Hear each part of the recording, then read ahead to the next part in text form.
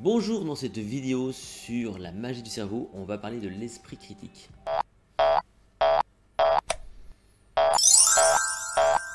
Je vous rappelle que vous retrouvez tout mon travail sur la mémoire à travers le MemoCamp sur mon site https://lessecrets.com.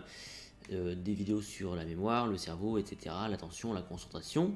Vous pouvez liker cette vidéo, la partager, vous pouvez actionner les notifications. Bref, donc afin de me retrouver donc rapidement. Aujourd'hui, on va parler d'esprit critique. Je suis moi-même magicien et donc à travers les magiciens, donc c'est un sujet qui me passionne. Et on va essayer de comprendre comment ça marche, l'esprit critique, avec ses faiblesses, ses forces. On va aller voir par l'exemple qu'est-ce qui peut illustrer justement les faiblesses de l'esprit critique. Je vais vous emmener dans le monde des magiciens et à la fin donc on fera un lien entre la mémoire et l'esprit critique. Alors rapidement d'abord, c'est quoi l'esprit critique? Tout simplement c'est votre capacité à vous protéger contre les manipulations extérieures. Ça vous permet d'être plus malin, d'être dans le raisonnement, d'être plus réfléchi quelque part. Et c'est vrai que aujourd'hui c'est quand même très important.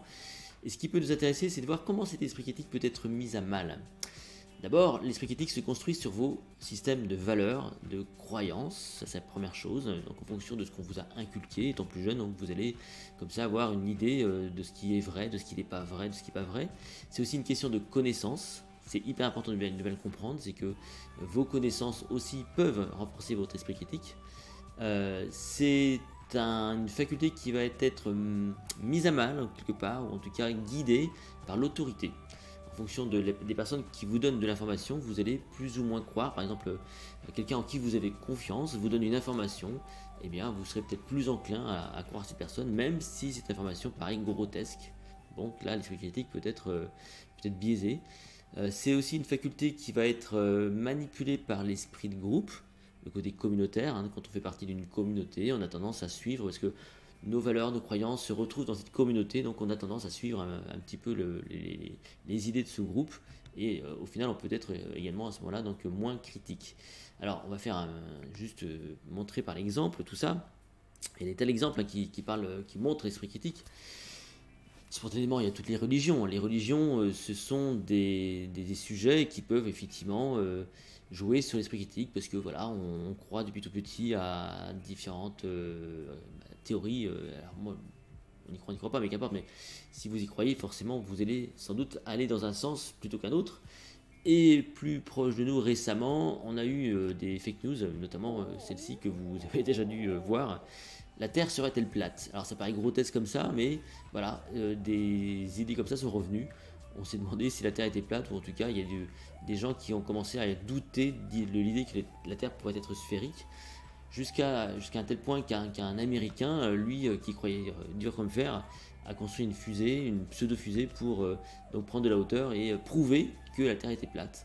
Voilà, donc j'ai envie de dire, bon, ce qui est étonnant, c'est que des gens ont adhéré à ces propos. Qu'est-ce qui fait que, à un moment donné, on bascule, que cette personne-là avait dans l'esprit des gens une quelconque autorité, qu'apporte en tout cas, voilà, on a cru à un moment donné remettre sur la table que la Terre pouvait être plate. Alors, on va aller voir du côté des magiciens, comment les magiciens jouent là-dessus. Je vais vous raconter une histoire en fait. Donc j'étais il n'y a pas très longtemps, je ne sais pas si vous connaissez la coutellerie à Thiers, c'est un petit couteau ici, c'est un petit couteau ici. J'étais donc dans une coutellerie à Thiers et en fait il y a des scientifiques qui ont créé donc des nouveaux couteaux très intéressants.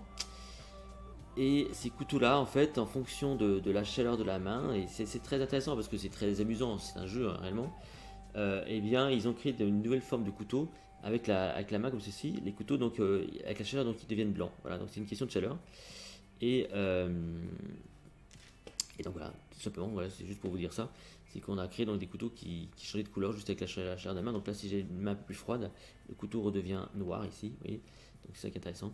Voilà. Donc évidemment, qu'est-ce que le magicien aime faire pour jouer avec votre esprit critique? C'est de vous emmener dans une histoire, de prendre des éléments qui sont vrais pour mêler le vrai avec le faux et vous emmener dans son illusion. Donc en l'occurrence, là je parle de Thiers, qui est une vraie petite ville, une vraie ville où il y a des tas de coutelleries. et effectivement il se peut que j'aurais pu ramener un couteau de là-bas. On parle de scientifique, de chaleur, c'est des choses qui paraissent plausibles, et donc là dans mon propos je transforme un couteau noir en couteau blanc. Effectivement les gens vont essayer et ça ne marchera pas avec eux, parce que ma narration les a, on va dire, embarqués dans un truc probable, et l'esprit critique peut être mis à mal, et puis les gens pourraient ensuite partager l'idée qu'effectivement il y a un gars qui scientifiquement a montré qu'on pouvait transformer un couteau noir en blanc, et j'ai vu ça parce qu'il passait sa main, etc., etc. Donc voilà, donc là l'esprit critique est mis à mal, et on est donc induit en erreur. Alors quel peut être le lien avec la mémoire, l'esprit critique et la mémoire? Alors ce qui va nous intéresser, c'est comment est-ce qu'on se protège. Comment on protège l'esprit critique? Grâce notamment à l'accumulation de connaissances. Vous le savez, si vous me suivez, je pars du principe que la mémoire s'optimise grâce aux connaissances, à l'accumulation de connaissances, et que cette accumulation de connaissances a pour vocation également à renforcer votre esprit critique. Parce que plus vous savez de choses, mieux vous êtes capable de comparer ce que vous voyez avec ce que vous savez. Et donc vous avez sans doute la démarche intellectuelle, de faire référence, de comparer, de vérifier les informations, parce que vous avez, vous, des notions assez générales, en tout cas assez complètes sur différents sujets. C'est en ça que cette mémoire va jouer, en tout cas sur votre esprit critique. Et ça, c'est un conseil que je donne évidemment à tout le monde, c'est que votre cerveau peut être manipulé par des fausses informations, et donc son esprit critique peut être mis à mal. Ce qui va le protéger contre tout ça, c'est votre capacité à apprendre toute votre vie, à rester curieux, à interroger, à être, on va dire, dans la recherche d'informations complémentaires pour pouvoir les comparer entre elles. Et donc c'est ça qui est super important. Si cette vidéo vous a plu, n'hésitez surtout pas donc à la liker, à la partager. Vous pouvez donc me retrouver sur mon site lessecrets.com, notamment à travers le protocole MemoCamp. On se retrouve dans une toute prochaine vidéo sur la magie du cerveau.